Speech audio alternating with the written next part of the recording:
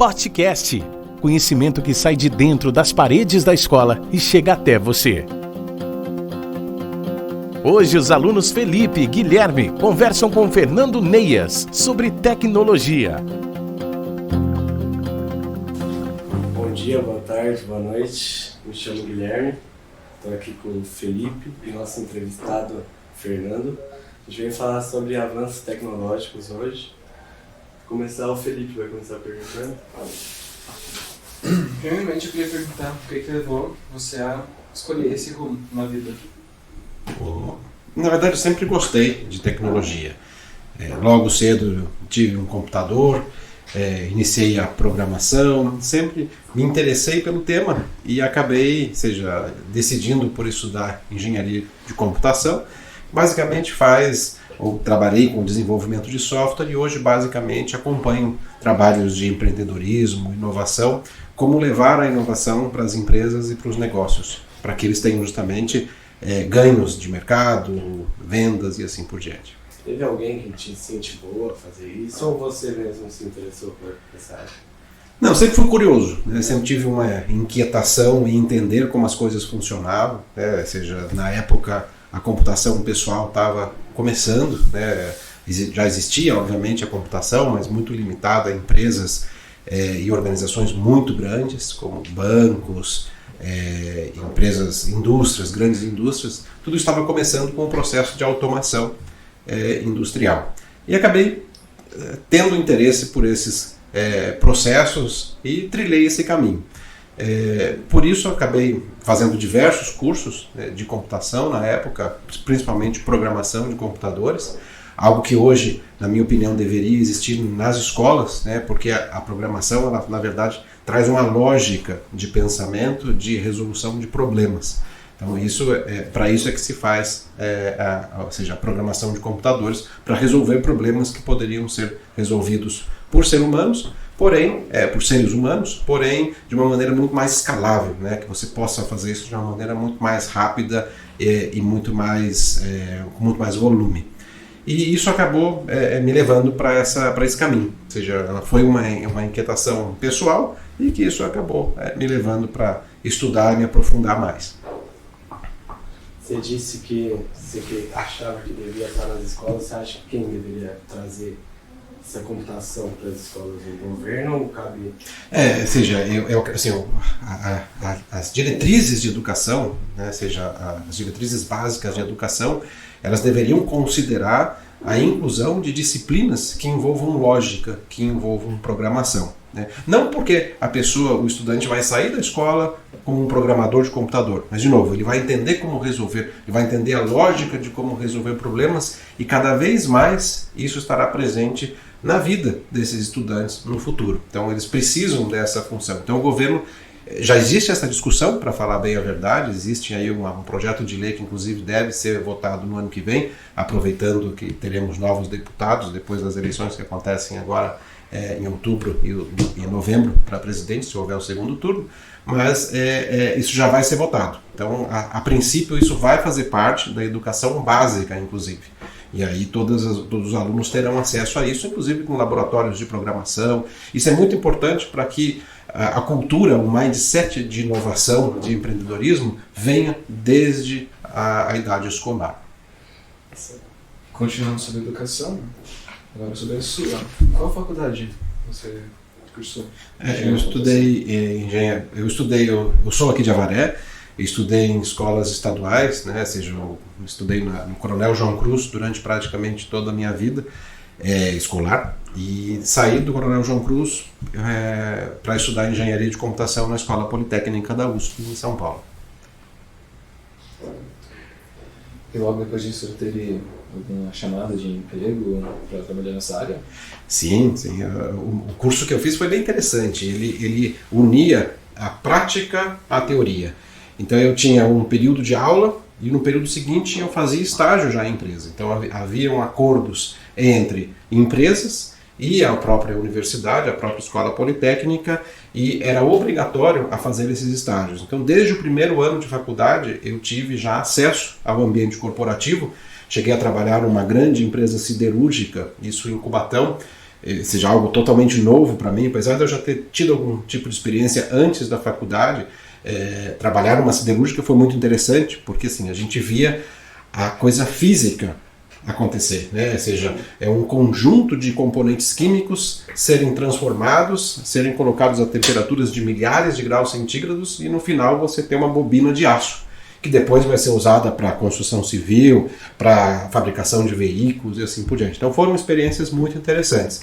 Mas depois disso eu acabei entrando especificamente na área de programação, trabalhando principalmente em instituições financeiras, em bancos, onde justamente a gente trabalhou no processo de migração do mainframe, que eram computadores de grande porte, para os computadores pessoais. Então eu peguei justamente esse período de migração. E foi muito interessante porque as pessoas não sabiam usar, né? Ou seja, ninguém sabia. Eu lembro de ensinar pessoas dentro do banco a utilizar um mouse, né? Coisa que hoje é difícil de imaginar, mas as pessoas não sabiam, né? Então do mouse já passou para uma tela de touchscreen, que é o que a gente tem hoje. Então a gente agora usa o dedo para fazer isso, mas é o avanço tecnológico que permite que justamente essas migrações aconteçam. Escutando agora mais na evolução tecnológica nos últimos 10 anos? Tem bastante coisa para falar, né? Ou seja, se a gente pegar desde a época que eu iniciei com os computadores pessoais até o que a gente tem hoje, o que antes a gente tinha em computadores, a gente tem muito mais na palma das nossas mãos, que são os nossos smartphones. Então a gente tem cada vez mais a possibilidade de desenvolver muita coisa, isso que fica em dispositivos que estão nos nossos bolsos ou nas nossas mãos. E eu vejo que daqui a pouco esse dispositivo ele deixa de usar, ele deixa de existir e passe a ser um dispositivo que esteja incorporado nas pessoas. Seja incorporado às nossas roupas, incorporado aos acessórios que a gente vai vestir, ou seja, daqui a pouco ao invés de você ter um telefone celular onde você faz tudo isso, vai estar sendo feito através de um óculos. Ou seja, você tem um óculos normal, né, um óculos de grau, um óculos de sol, onde você vai poder executar muitas das operações que hoje a gente executa através de um smartphone. Certo. Você disse que você fez estágio numa empresa siderúrgica, né? Foi sua melhor experiência ou você teve outros que você trabalhou fora? Não, foram muitas experiências, né? Ou seja, essa foi apenas uma, né? Ou seja, eu tenho praticamente aí 35 anos de história empresarial. Logo depois que eu saí do banco, eu acabei entrando numa empresa que desenvolveu uma solução de ensino à distância via satélite, algo extremamente pioneiro na época no Brasil. E pioneiro porque não era uma transmissão convencional, não era um vídeo como é uma transmissão de TV, mas sim um áudio e o vídeo que passavam por uma rede IP que estava começando. Uma rede IP significa Internet Protocol, ou seja, protocolo de internet. Uma rede IP é uma rede por onde trafegam dados de internet.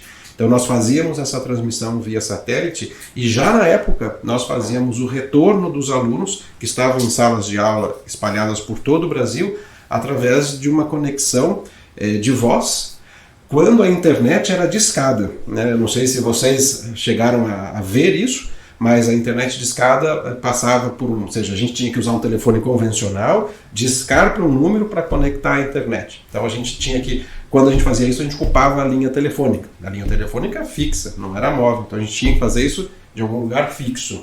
E aí a gente, através desse canal de retorno, nós fazíamos a interação. Então os alunos, não eram exatamente alunos, eram treinamentos corporativos, esses profissionais que estavam em salas de aula espalhadas pelo Brasil interagiam em tempo real com os instrutores que estavam na sala de aula. Então foi algo bastante pioneiro, isso no final dos anos 90, né, quase nos anos 2000, mas quando a internet estava efetivamente começando aqui no Brasil. Nem se imaginava que a gente poderia ter, como o 5G traz hoje, quase 1 gigabit por segundo na palma das nossas mãos. Eram conexões discadas que chegavam, por exemplo, a 24 kilobits por segundo. Era muito menos do que a gente tem hoje.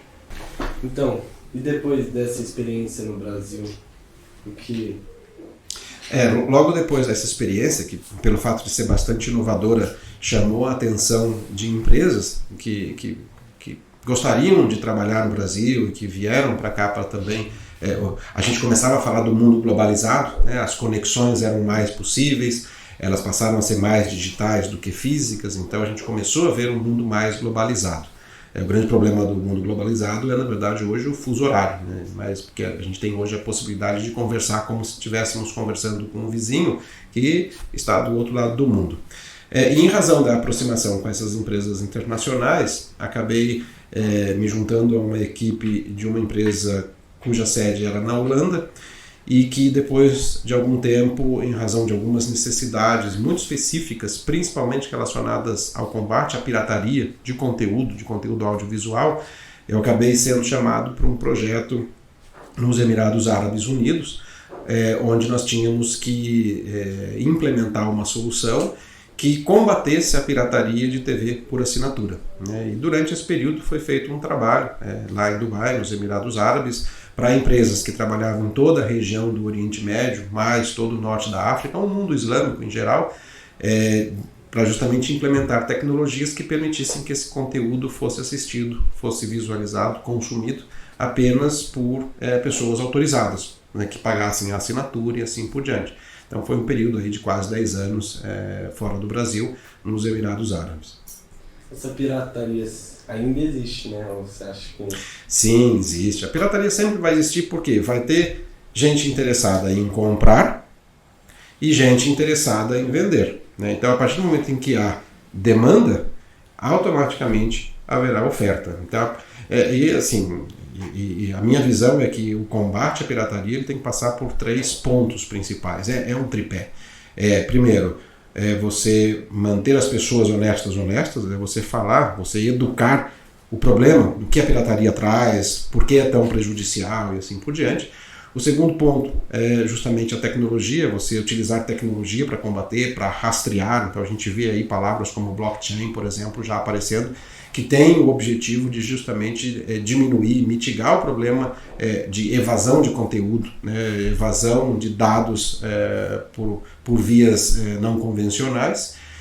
E o terceiro ponto é o mercado, né? Ou seja, o mercado também tem que entender, falando de TV por assinatura ou conteúdo por assinatura em geral, muitas vezes mais focado em mídia, né? Seja áudio, jogos, vídeos e assim por diante, é que a gente também tenha um preço justo. Porque a partir do momento em que você tem um preço que seja justo, que as pessoas estejam propensas a pagar esse preço para consumir aquele conteúdo, aquele dado, é natural que deixe de existir a pirataria. Então, ou seja, você tem que trabalhar isso em diversas frentes.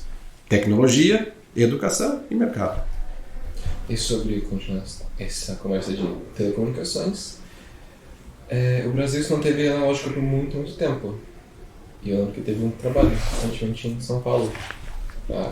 Sim, ou seja, a volta para o Brasil foi em razão de um projeto bem interessante que, a gente vê, internet está em tudo, né? A gente usa a internet para comprar, para estudar, para se divertir, para se entreter. Então, a internet ela é usada hoje em dia para muitas atividades.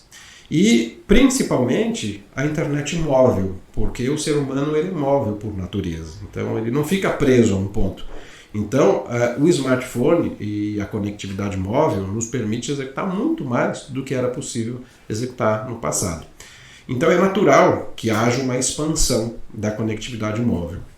E cada vez mais, e a conectividade móvel ela depende de algo que a gente não consegue enxergar, né? O espectro, que é o ar, ele é utilizado para a gente transmitir dados. Então, a gente faz a transmissão de dados, sejam eles quais forem, televisão, rádio, internet móvel, através do ar, do espectro. Até dentro das nossas casas, quando a gente usa o Wi-Fi, a gente está falando de transmissão wireless, de transmissão sem fio, através de um meio que é o ar.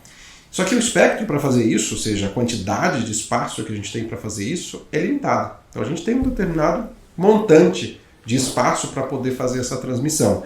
E muitos serviços competem por esse espaço, justamente TV, rádio e assim por diante.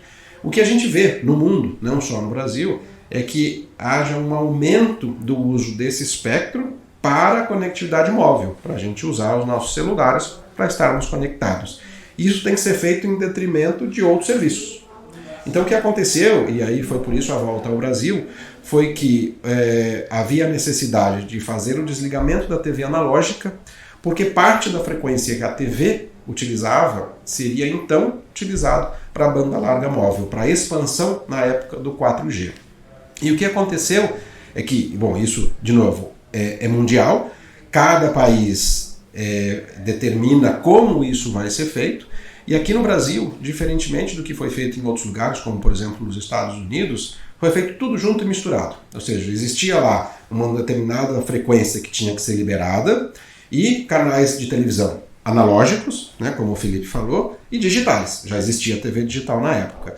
Mas para que a gente pudesse liberar o espaço para expandir o então 4G, seria necessário desligar a TV analógica, liberar espaço para que os canais de televisão que ocupassem ou que estivessem ocupando aquele espaço que então seria utilizado para a expansão do 4G fossem movimentados, fossem movidos, remanejados. Então o desligamento da TV analógica que a gente viu aí de 2015 até 2018 teve um motivo, a expansão da banda larga móvel. E aqui no Brasil foi feito, como eu comentei, tudo junto e misturado. O que a Anatel, que é a agência reguladora de telecomunicações aqui, definiu? Que seria vendida aquela faixa de frequências, isso lá em 2014, e as empresas que comprassem essa faixa, as operadoras de telefonia, teriam a responsabilidade de liberar esse espectro para poder fazer o uso dele. E para liberar esse espaço, teria que fazer o desligamento da TV analógica. E existia uma política social muito interessante aí, porque a TV aberta é muito forte no Brasil. Ou seja, é um dos principais meios de entretenimento, diversão e informação que a população tem. Então a política social passou pela distribuição de um kit para receber a TV digital pela população de baixa renda. Ou seja, deveria ser garantido o acesso da população de baixa renda, principalmente, que não poderia ser prejudicada, nesse caso, à televisão. Nesse caso, a televisão aberta digital. Então foi um processo muito interessante que, ao contrário do que, por exemplo, nos Estados Unidos levou 10 anos, porque foi feito um trabalho sequencial, primeiro desligou a TV analógica, fez o remanejamento de canais. Quando aquela faixa ficou liberada, foi vendida para as operadoras e depois implementado o 4G, e esse período levou 10 anos, aqui no Brasil a gente conseguiu fazer em 5 anos. E com dinheiro que era público, porém gerido pela iniciativa privada. Então foi um modelo muito interessante, inovador no resto do mundo, tanto que serve até hoje de modelo para outros países e que deu origem ao que a gente está vendo agora com o 5G. Então o que aconteceu lá atrás com o 4G, com o LTE, está sendo replicado, porém de uma forma mais escalável, né, de uma forma crescente, muito maior, muito mais ampla, com o 5G. Só para dar uma ideia do montante, na época, esse leilão da Anatel arrecadou 11 bilhões de reais. Parte desses 11 bilhões de reais foram usados justamente nessas atividades. Então houve toda uma comunicação à população sobre o desligamento da TV analógica. Então a população toda tinha que estar informada. Olha, a TV analógica vai desligar, troca seu televisor por um televisor novo. Quem não tinha a possibilidade, a população de baixa renda, recebeu um kit. Então teve todo um trabalho para fazer isso e também esse remanejamento de canais. Esse orçamento foi previsto para ser feito com 3 bilhões, o orçamento para se fazer essas 3 atividades foi previsto para 3 bilhões de reais. Então as operadoras pagaram 8 bilhões para o governo e retiveram 3. Era um dinheiro público, porém gerido pela iniciativa privada. E deu super certo. Ou seja, desses 3 bilhões, sobrou metade. Ou seja, então um dinheiro que foi muito bem utilizado, num processo muito bem feito, que ocupou inclusive um tempo menor do que o esperado. Só para vocês terem uma ideia, São Paulo foi entregue 14 meses antes do prazo previsto. Então foi o resultado foi super bacana, foi uma experiência muito interessante, que o Brasil serve de modelo e que foi levado agora para o 5G. Então o 5G, ele praticamente quintuplicou esse montante. Então dos 11 bilhões que foi o valor, né, desse leilão do 4G lá em 2014, o 5G teve 47 bilhões de valor.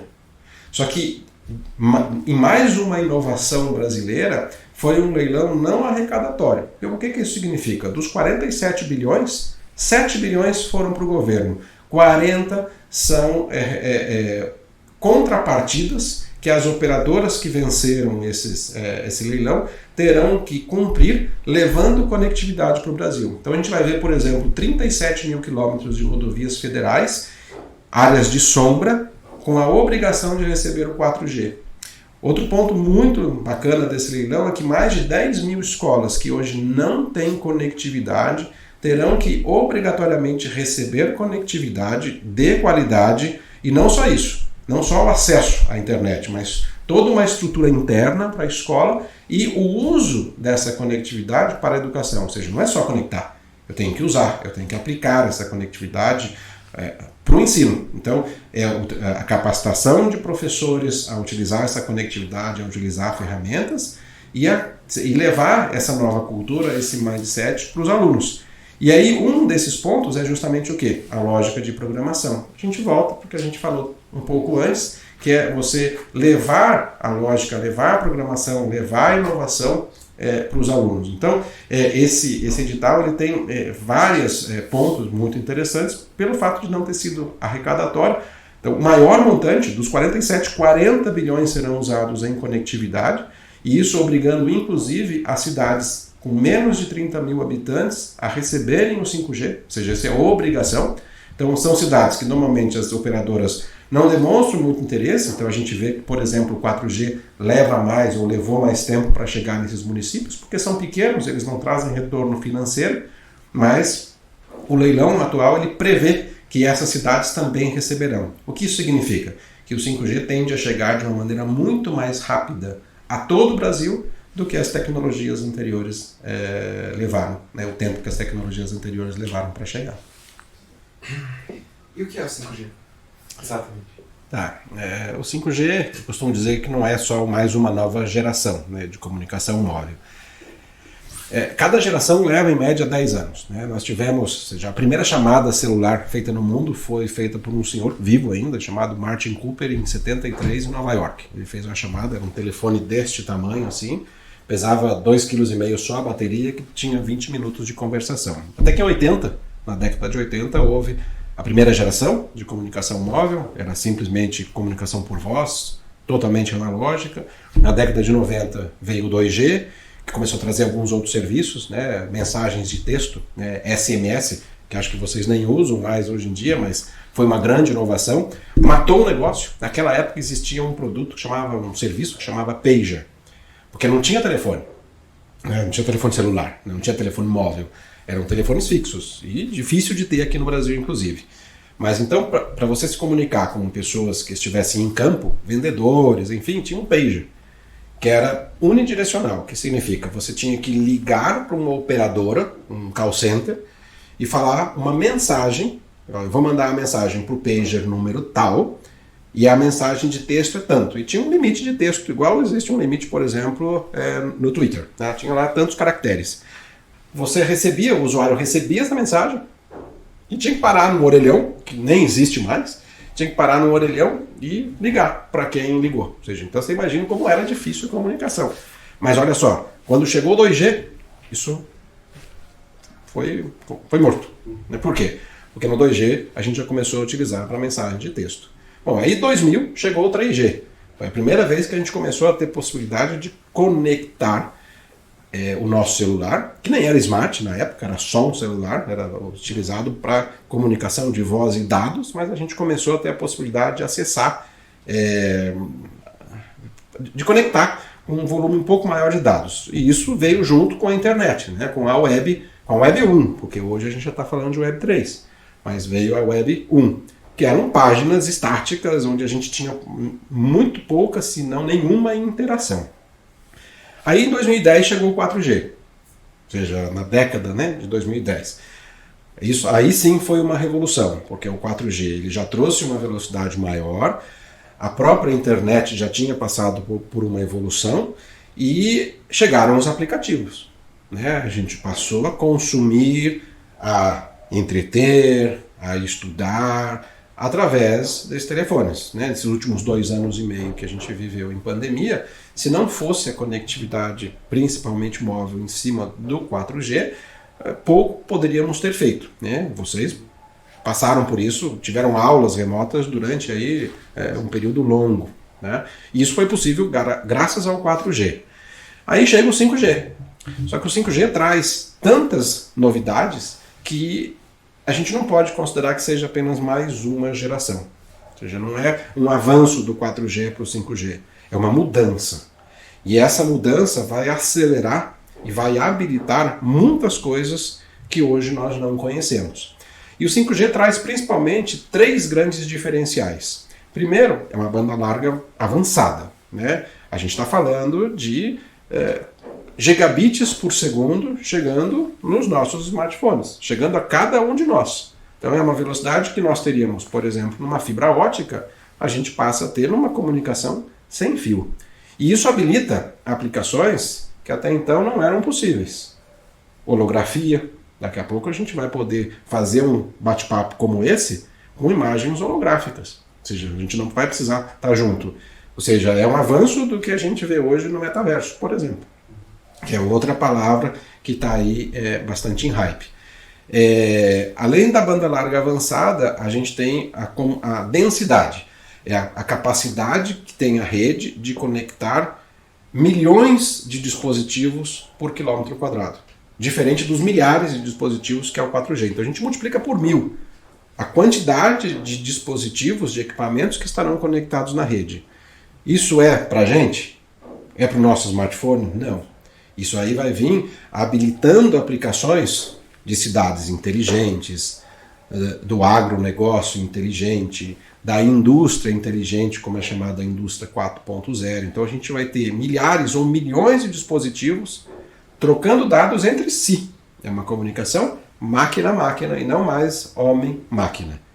Então por isso é que eu costumo dizer que também o 5G ele não foi feito para o nosso smartphone. Ou seja, ele não é para a gente vai ter uso. Claro que vai. Mas o grande ponto de ruptura que o 5G traz é a capacidade de conectar muito mais dispositivos nessa chamada comunicação máquina-máquina.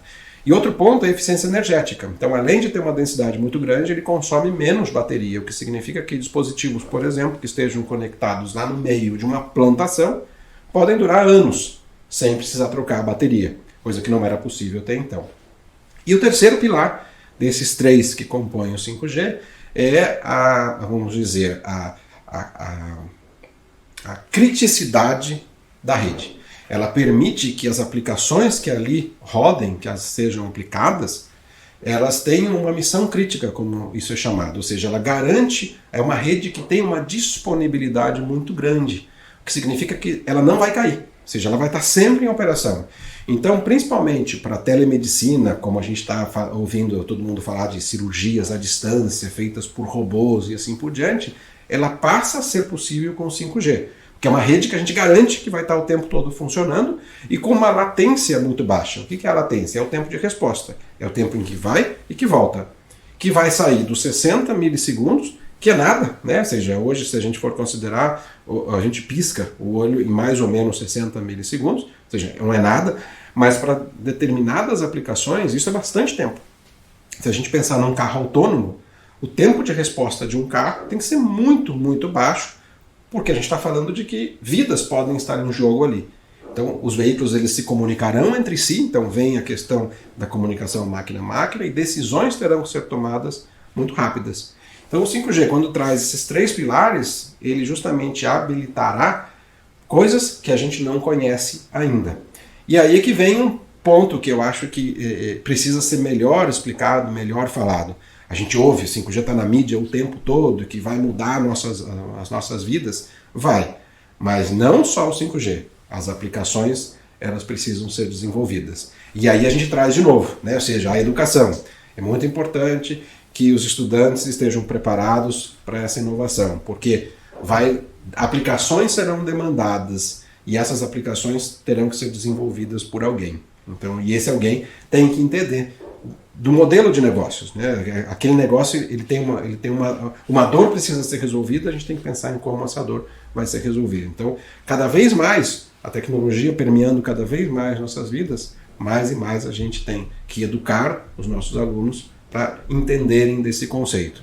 Mas então o 5G traz essas 3 características e uma quarta que eu gostaria de chamar a atenção, porque é a possibilidade que a gente tem de fatiar a rede. Né? É um termo técnico chamado de network slicing, que vai permitir com que aquela mesma rede seja configurada de forma diferente para diferentes aplicações, o que não existia até então. Até então, uma operadora chega e vende um pacote de 15 GB por mês, sei lá, por R$ 99, a velocidade é aquilo que está na rede e todo mundo tem acesso à mesma configuração.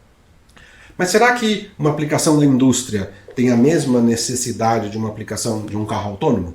Não. Ou seja, uma indústria precisa que muitos dispositivos estejam conectados e que a bateria dure bastante. Talvez a banda não seja tão importante. Claro, a criticidade, a disponibilidade da rede é. Mas já se a gente levar para um carro autônomo, talvez eu precise de banda e também da disponibilidade, mas não do tempo de bateria. Por quê? Porque eu tenho a bateria do veículo, eu carrego daqui a pouco o veículo com os veículos elétricos, eu vou carregar o veículo toda noite, coisas desse tipo. Então não tem o problema do consumo de bateria. Então essas redes elas funcionarão de forma diferente para as aplicações diferentes. Então esses 3 pilares, banda larga avançada, densidade, disponibilidade, mais o fatiamento de rede, é que fazem do 5G algo tão diferente das gerações anteriores. E tudo isso vai ser potencializado no 6G, porque a gente já está falando do 6G. Lembra? A cada 10 anos a gente tem uma nova geração. Começamos lá nos anos 80, nos anos 90, 2000, 2010, 2020 com o 5G. 2030 não está tão longe. Então já estamos falando do 6G. Então, uma coisa que eu fiquei interessado, você falou da relação máquina-máquina, então quer dizer que o homem está excluído dessa relação. Então eu queria saber como que vai ficar esse emprego do homem. É uma boa pergunta. Ele não está excluído, mas certamente o papel mudou. Ou seja, a automação, através da conexão máquina-máquina, ela se torna muito mais viável e então os empregos também mudarão. Então a gente passa a trocar, por exemplo, um operário numa fábrica por um robô. Mas alguém vai ter que programar o robô, alguém vai ter que consertar o robô. Então, por isso, cada vez mais a especialização e o estudo ele passa a ser necessário. Então, e isso não é de agora, né? Ou seja, as profissões vão mudando no decorrer do tempo, conforme o avanço da sociedade, o avanço da tecnologia. Então, certamente isso vai acontecer. Então, muitos empregos deixarão de existir, muitas profissões também deixarão de existir, mas muitas outras serão criadas. E profissões que muitas vezes vão demandar menos esforço físico e muito mais intelectual. Daí a necessidade de que sim, a gente estude o tempo todo e não só durante o período escolar, né? Cada vez mais a gente tem um termo que é chamado de lifelong learning, ou seja, a gente aprende durante toda a nossa vida. Eu tenho um conceito um pouquinho diferente, aí um conceito meu, que a gente tem que ter um lifelong relevance, ou seja, uma relevância por toda a vida. E para isso a gente tem que estudar, porque senão a gente não consegue manter a nossa relevância. Certo. Agora sobre um tema que você tinha falado anteriormente, Web3, o que seria isso aí? Um pouquinho. Tá, isso é bem bacana, também é algo novo, passa a ser mais viável com o avanço da tecnologia, com o avanço da conectividade e com a questão da nossa privacidade, dos nossos dados.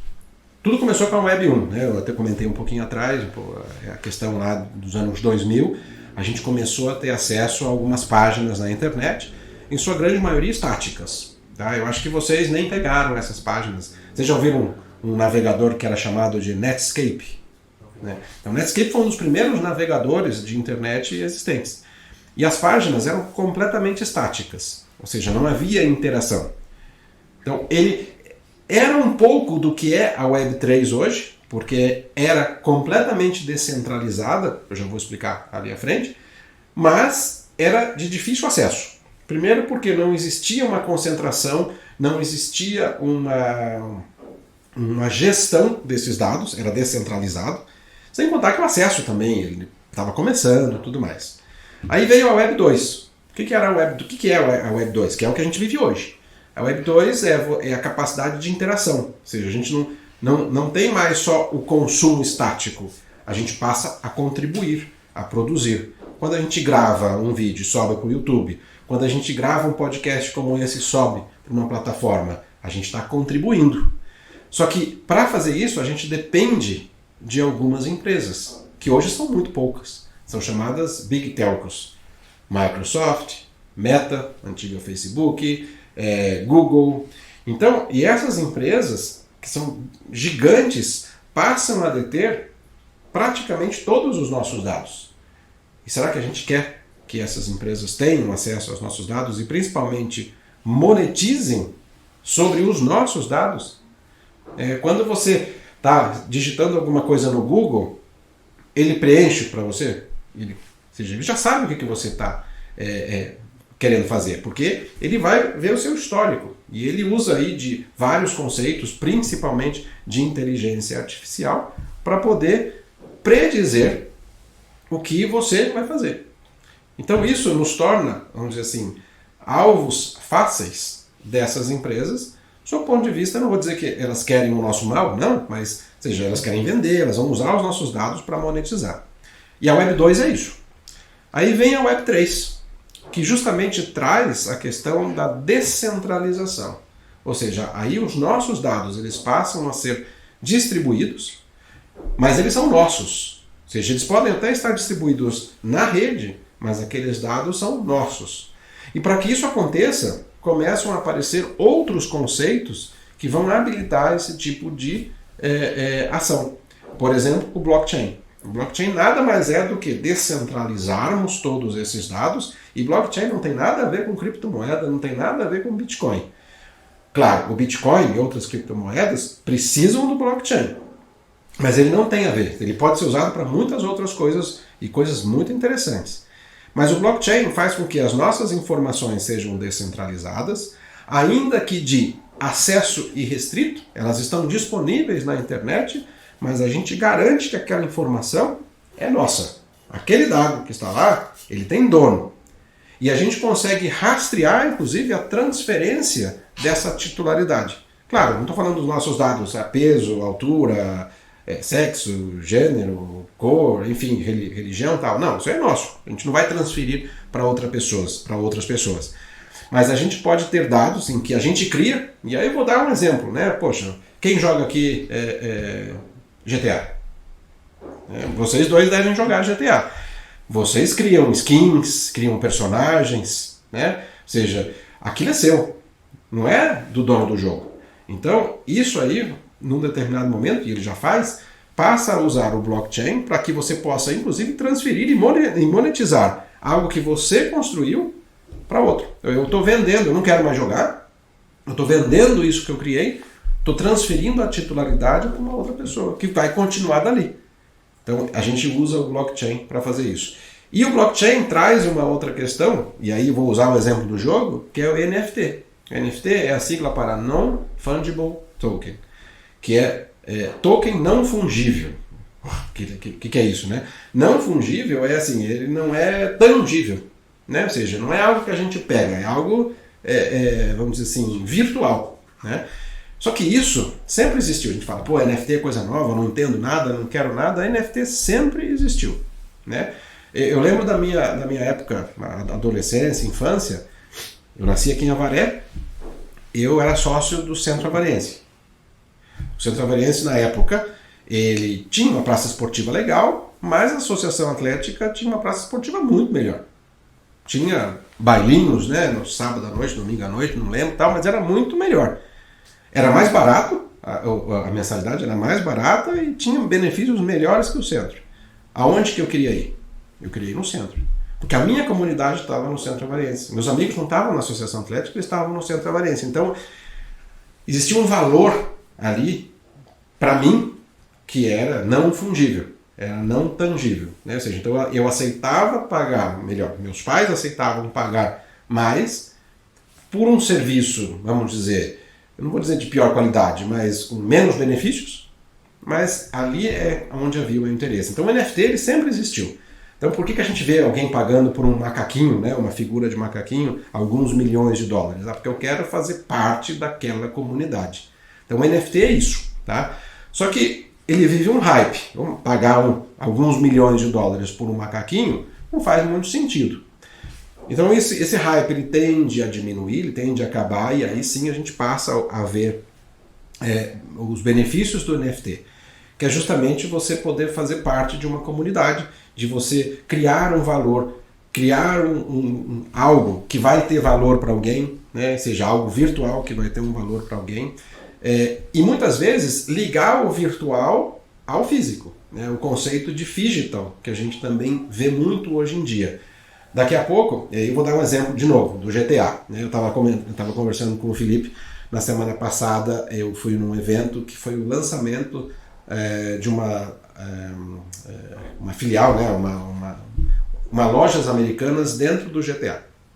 Foi criada uma cidade chamada Crypto Soul, né, Alma Cripto, e essa cidade ela tem as características do Rio de Janeiro, as lojas americanas é do Rio de Janeiro, e foi criado ali um ambiente virtual, mas que tem pessoas reais. Ou seja, você entra na loja, você pode comprar alguma coisa na loja que você vai usar no jogo, então é o conceito do NFT, você compra alguma coisa na loja que você vai receber em casa, e muitas vezes você é atendido por alguém que está no caixa, que é virtual no jogo, mas é uma pessoa real, que está trabalhando no jogo, que está recebendo um salário para estar ali no jogo, atendendo alguém que entrou na loja dentro do GTA. Para você ver como assim, a gente muda o conceito e profissões que não existiam antes passam a existir. Né? E por que a Lojas Americanas fez isso? Também por conta do comportamento. Tudo bem, eu tenho pessoas que estão jogando e que entram ali na loja, mas mais do que pessoas jogando, eu tenho pessoas assistindo quem está jogando. Então lá no canal do Twitch, por exemplo, tem milhares de pessoas assistindo aquela pessoa jogar, que quando ele entra nas Lojas Americanas, aquilo abre para você, eu gostei do que ele está comprando, quero ver o que é. E aí você vai lá e pode comprar também, porque você foi, eu não vou dizer induzido, não é essa palavra, mas porque a propaganda sobre aquele produto aconteceu e você foi convencido a comprar. Pô, a loja acabou de ser lançada, já vendeu 30 milhões, já teve 30 milhões em faturamento. Então olha só como muda, né? Ou seja, e isso está intrinsecamente ligado ao Web3, que por sua vez está ligado ao blockchain, porque a gente tem todo esse controle, esse rastreamento através do blockchain, e ao NFT, porque você está comprando produtos que, ok, eles são virtuais, podem até ter uma ligação com o produto digital, mas eles são virtuais e têm valor para alguém. E a sua expectativa sobre os próximos 10, 15 anos seria como? Teria uma evolução nessa área de blockchain e Web3? Além do 6G, você acha? Além de tudo que a gente acabou. Sim, certamente. Eu tenho uma visão que cada vez mais nós estaremos conectados. A gente já vive num mundo conectado, a gente vive num mundo onde muito dado é gerado, então a inteligência artificial ela é uma das grandes promessas para os próximos anos, então a gente vai depender da inteligência artificial. E a gente não pode confundir inteligência artificial com a inteligência humana. Né? A inteligência artificial não substituirá o ser humano, mas vai ajudar-nos a desempenhar determinadas tarefas, determinadas atividades de uma forma melhor. Por exemplo, eu consigo treinar uma inteligência artificial a fazer uma análise radiológica. E eu consigo usar esse treinamento, ou trazer esse treinamento de especialistas espalhados pelo mundo inteiro, que conseguem identificar pontos numa imagem radiológica que podem, por exemplo, indicar uma célula cancerígena. Então, a gente vai usar a inteligência artificial, que foi treinada para fazer isso, foi treinada por milhões de imagens, então ela cria ali padrões que muitas vezes poderia passar despercebido por um médico. Mas pela inteligência artificial, não. E a inteligência artificial pode apontar, falar, olha, presta atenção nesse ponto. Porque às vezes o médico vai olhar, ele não vai enxergar aquilo, né? Ou seja, não porque ele é ruim, não porque ele acabou não enxergando aquilo, mas no momento em que a inteligência artificial aponta para aquilo, ele olha e consegue traçar ou ter um diagnóstico mais assertivo. Então, a inteligência artificial ela não substituirá o ser humano. Existem 3 estágios de inteligência artificial. Né? O terceiro seria quando nós poderíamos ser substituídos. Eu, particularmente, não acredito que a gente vai chegar nesse estágio. Então, por isso que eu acredito que a inteligência artificial não nos substituirá, mas nos ajudará a desempenhar melhor nossas tarefas.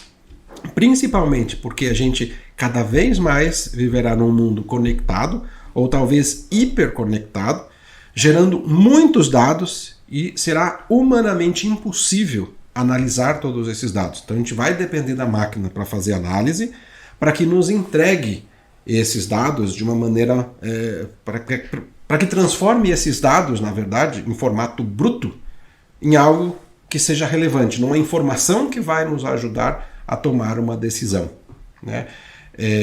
Tem uma empresa, aliás, a única empresa brasileira Deep Tech, como é chamada, que está na Nasdaq nos Estados Unidos, que é chamada de Semantics, que tem justamente essa característica. O objetivo deles é transformar dados brutos em algo que seja relevante, uma informação que seja relevante, né? Ou seja, é o conceito de um diamante, né? Ou seja, a gente tem lá todos aqueles componentes, todos que formam um diamante, muita pressão sobre ele e ele acaba se transformando numa pedra preciosa. Então a inteligência artificial, na minha visão, vai ter essa característica. Ela vai pegar esse mundo de dados, né? Existe até um termo que é utilizado para isso, que é chamado de Big Data. Então ele transforma esse mundo de dados em algo que nós não teríamos a capacidade de analisar e de inferir sobre eles, para que ela nos entregue e a gente possa então tomar uma decisão. E indo nessa linha, o que eu vejo é que a gente vai ter cada vez mais o humano aumentado. Ou seja, a capacidade do ser humano será aumentada por essa tecnologia, não vai ser substituída, nós nos aumentaremos. Se a gente considerar, e existem alguns gráficos muito interessantes, como é que foi o desenvolvimento, o índice de desenvolvimento humano conforme as revoluções todas que existiram, né? Então, desde a Idade da Pedra até onde nós estamos hoje. E, por exemplo, quando houve a Revolução Industrial, onde deixamos de usar força física para usar força motriz, motores, né? Ou seja, vapor, para começar a produzir, a gente deixou de produzir manualmente para produzir através de máquinas. Houve um salto. Por quê? Porque a gente foi capaz de produzir mais. A gente passou a usar máquinas para essa produção. Então, deixamos de ter o uso apenas da força física para ter a força motriz. E espera-se que essa próxima, e depois desse período da Revolução Industrial, essa curva, esse índice, né, de desenvolvimento humano, ele se manteve praticamente linear. Ele não houve um crescimento radical, né, ou exponencial como aconteceu quando da Revolução Industrial.